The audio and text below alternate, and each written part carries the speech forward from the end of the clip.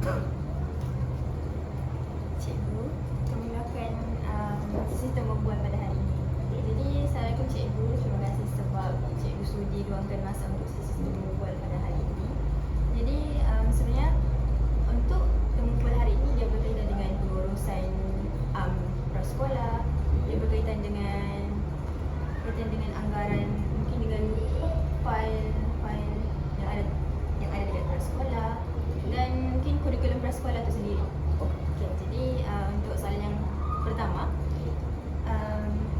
siapakah yang bertanggungjawab dalam mengurus ataupun merancang jadual harian dekat prasekolah ini? Okey, berkaitan dengan pengurusan jadual. Okey, di prasekolah ni kami ada satu unit jadual, itu diketuai oleh penyelaras kami lah, penyelaras unit prasekolah. Sekarang dijawab oleh Cikgu Surya lah. Jadi sebelum kami buat jadual kan kami bincang dulu.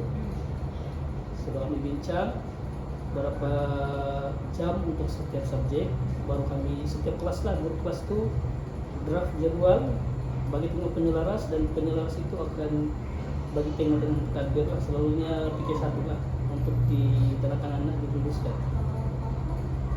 Jadi untuk yang bertanggung jawab ni yang besar guru kelas dan juga guru kelas. Daripada guru kelas tu kepada penyelaras kepada pentadbir. Yes. Okey, seterusnya bagaimana pengurusan fail pula dan dokumentasi murid itu sendiri? Kan kita ada 9 fail kan Cikgu? Yes. Macam mana pengurusan 9 fail? Okey, pengurusan 9 fail ni sentiasa update lah, dari tahun semasa sampai ke 3 tahun yang sebelum itu. Dokumen-dokumen tu masih kena simpan lah, mesti ada. Selain itu, apabila ada surat ataupun makluman yang pada tahun semasa tu mesti kita rekod, simpan, dan juga kita minit lah. Supaya kita tahu lah bila tarik surat itu keluar. Siapa yang akan urus fail-fail Cikgu? Mesti adakah Cikgu sendiri ataupun PPM? Okey, untuk pengurusan fail ni kan, ada peranan guru, PPM dan juga penyelaras. Okey, kita pergi penyelaras dulu. Okey, apabila sesuatu maklumat ataupun surat sampaikan, penyelaras itu akan edarkan dulu kepada guru-guru. Untuk setiap guru tu simpan di dalam file masing-masing dulu. Lepas tu cikgu tu maklum dengan PPM pula. Kita ada surat keliling baru. Ini masuk dalam, contohnya dalam surat yang berkenaan dengan pengurusan prasekolah. Jadi cikgu dan PPM akan baca surat tu dan akan masukkanlah sama-sama di dalam file itu. Maksudnya cikgu dengan PPM akan bekerjasama dalam untuk masukkan file dalam untuk masukkan surat itu dalam setiap file. Yes. Kami kan di Prabu ni ada 4 kelas. Jadi setiap kelas tu mesti ada file masing-masing. Setiap guru mesti ada file masing-masing. Dan memudahkan lah, sebab kalau kelas lain ada yang kurang dah, kita boleh tambah. Kita yang kurang, kita boleh rujuk balik ke kelas yang lainnya yang lengkap. Maksudnya saling merujuk pula Cikgu. Baiklah, yang ketiga pula Cikgu, bagaimana perbelanjaan untuk bahan bantu mengajar, aktiviti ke ataupun program luar ni dikendalikan?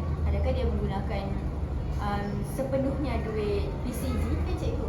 Untuk bahan bantu mengajar, ataupun gunakan mungkin bantuan daripada Bapak, sumbangan daripada pihak pentadbir ke? Okey, kami di prasekolah ni menggunakan 100% duit PCG lah. Sebab dulu kami pernah juga minta ibu bapa, tapi ada isu. So kami stop lah. Kami gunakan duit PCG 100%. Macam beli bahan keperluan orang macam warna, madam, serta tulis lah. Kemudian aktiviti-aktiviti seperti sukan, seperti communication, kami guna juga duit PCG itu. Dan berbagai aktiviti lah, macam aktiviti dalaman sekolah, pertandingan berwarna, kami guna juga duit PCG. Maksud sepenuhnya, maksud tidak pun kita minta sokongan ibu bapa kan sumbangan tidak? Kalau dari keuangan memang tidak lah, tapi kalau dari idea tenaga tu ada juga lah. Selain daripada wang sendiri? Selain dari wang tu ada juga. So, Cikgu, seterusnya pula, apakah pendekatan pedagogik terapkan dalam sesi hidup cikgu? Kebiasaannya lah. Kebiasaannya saya ini mengajar murid, berpusat kepada murid lah. Berpusat kepada murid. Sebab bagi saya untuk belajar bersama murid ini bebas bah, dia seronok. Contohnya kalau hari ini kita cakap murid, hari ini kita belajar membaca. Tapi yang lain itu cikgu saya mau mengira dulu. Oke, kita terus lah, ini kebebasan dia. Di mana yang dia lebih suka lah. Yang kedua lagi saya suka belajar pendekatan belajar sambil bermain. Sebab biasalah para budak-budak ini suka main lah. Jadi itulah saya ambil kaidah nih bermain nih sambil belajar untuk untuk mengajar dulu. Biasanya permainan apa ya cikgu selalu? Selalu saya suka main dalam matematik lah. Matematik mengenal warna, bentuk, nomor. Contohnya kalau permainan yang nomor kan, saya dalam satu tempat. Jadi cikgu mau nomor 3. Jadi kalau nomor 3 tuh cari pasangan 3. Kalau mau 5, nah dua cari pasangan 5 begitu. Iya. Jadi untuk yang itu cikgu, untuk digital kah ataupun BBM? Oke, kalau BBM ni digital ni kami kita pergi digital dulu lah kan. Di digital ni kami ada juga menggunakan YouTube lah selalu. YouTube. Kalau YouTube ni selalu saya guna dalam bahasa Inggris lah. Cari orang punya lagu, so orang menyanyi ni kan kalau bahasa Inggris sudah cepat tangkap kan. Betul. Ya. Kalau mengira matematik juga saya guna digital juga. Sebab orang kalau digital ni macam orang cepat tangkap kan. So orang suka kan. Orang suka tengok TV, ya. Orang cepat tengok. Jadi maksudnya ada kan penggunaan tu BBM? Oke, BBM tu memang kami ada buat tu BBM. Tapi sekarang macam kurang-kurang sudah BBM deh. Sebab kita tengok kan kalau guna BBM itu juga macam orang bosan juga. Sekarang macam budak lebih kepada digital. Kalau BBM tu ada, kalau langsung kayak tu tidak lagi berat. Kalau membaca tu itulah. Kalau membaca tu memang kami guna juga. Sebab yang gabungan ayat tu kan di EBA, sambungan dia apa? Itu salah. Flashcard. Flashcard. Maksudnya seterusnya cikgu, bagaimana cikgu mengadaptasi bahan mengikut peringkat umur kanak-kanak? Kan kita tahu prasekolah ni ada yang mungkin tahap dia berbeza-beza. Macam mana cikgu adaptasikan? Punya bahan pembelajaran. Bahan pembelajaran. Oke, untuk yang apa yang kira yang yang kosong lah betul tidak tahu apa kan. Oke, pendekatan yang saya buat tuh selalu lah saya gunakan. Saya guna itu sejak kaidah one by one, Pak. Satu meja, cikgu di depan, murid di depan. Jadi itu kaidah saya guna satu-satu. Saya akan pegang tangan dia, tulis macam mana, tulis nomor macam mana, saya akan pegang tangan dia. So lepas saya buat begitu, saya akan tengok dulu budak itu boleh buat atau tidak. Kalau masih tidak boleh buat, saya akan pegang tangannya sampai dia boleh. Oke, untuk tahap yang sederhana lah, yang kejap boleh, kejap tidak boleh doang. Oke, itu sama juga dengan budak yang pandai lah. Saya letak di dalam kumpulan. Oke, budak yang pandai, tolong tolong tunjuk budak yang sederhana. Begitu. Budak yang pandai pula nih, selalunya budak yang pandai kan dia orang cepat orang cepat siap buat kerja kan. Pasti orang main-main, bosan sudah. Jadi kalau yang mau tackle cara yang itulah kita ambil budak yang pandai ini, tolong ajar budak yang sederhana. Sekadar mentor-menti lah ni cikgu. Mentor-menti juga. Faham cikgu.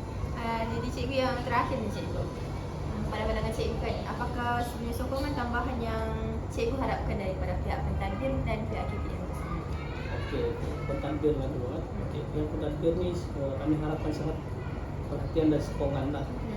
Sebab dari segi motivasi kami, dari segi sokongan emosi,